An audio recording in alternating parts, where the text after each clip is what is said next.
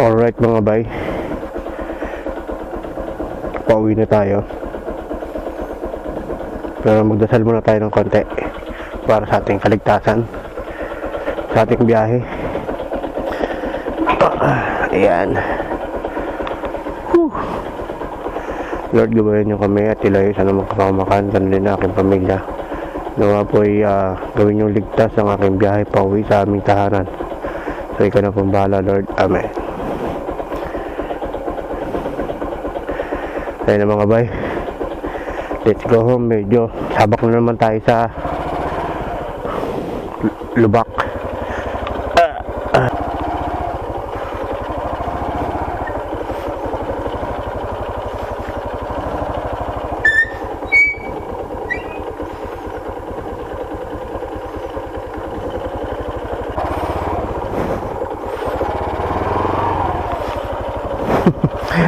Laptetek.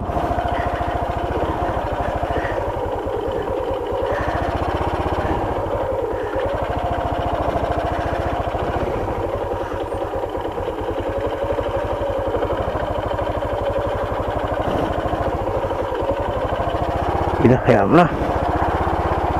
Isa tayo. Tusok na tayo dito.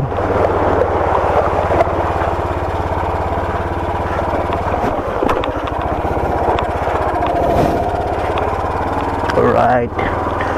Woo!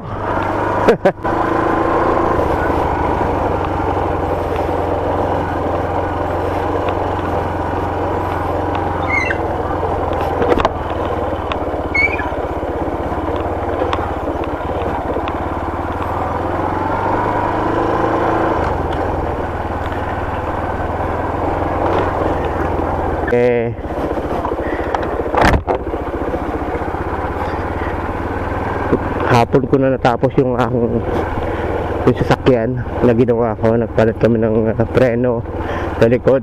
Medyo matagal gawin yun dahil hindi na namin natandaan yung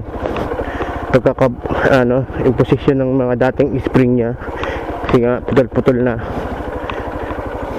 So naghula-hula na lang kami paano may kakabit ulit. Tama. So late na rin. Nagpahinga na lang din ako kahapon kagabi bago umuwi, kasi buong araw na biyahe. Tapos sinapon na kami sa pag-ayos bago mabuo. Yan, takbo na tayo ulit ng mga 300 kilometer.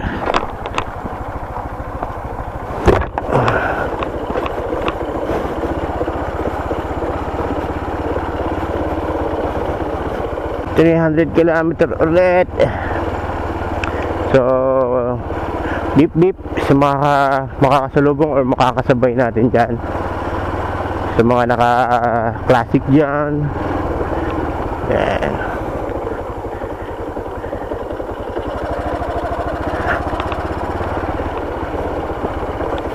Alright.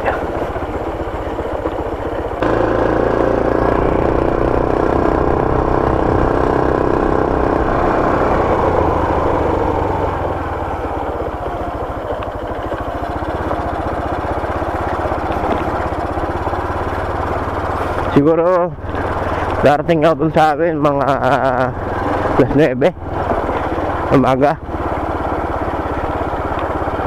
para sa Tagaytay.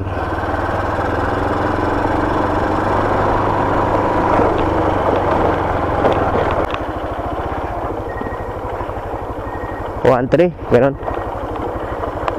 May kalakasan yung classic natin. Tigas. Malakas sa gas. Parang mga 30 lang ata to, 35 per liter.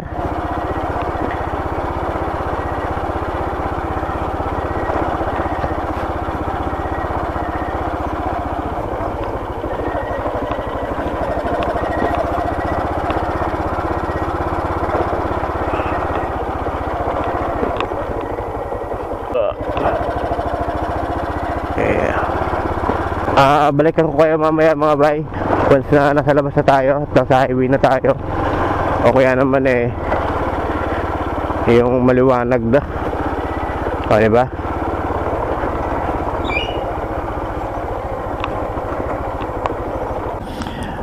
Ayun na ba yung maliwanag na? Nagkape lang ako dito konti sa timunan ng Sea Boulevard ng Atimunan. So time check 6:15. So may mga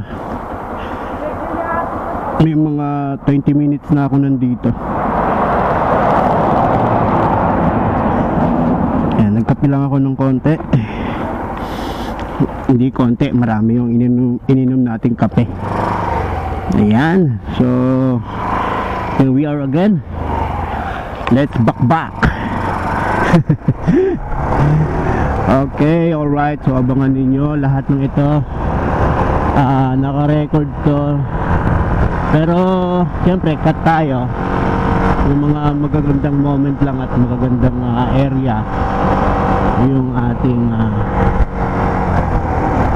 nakuhanan.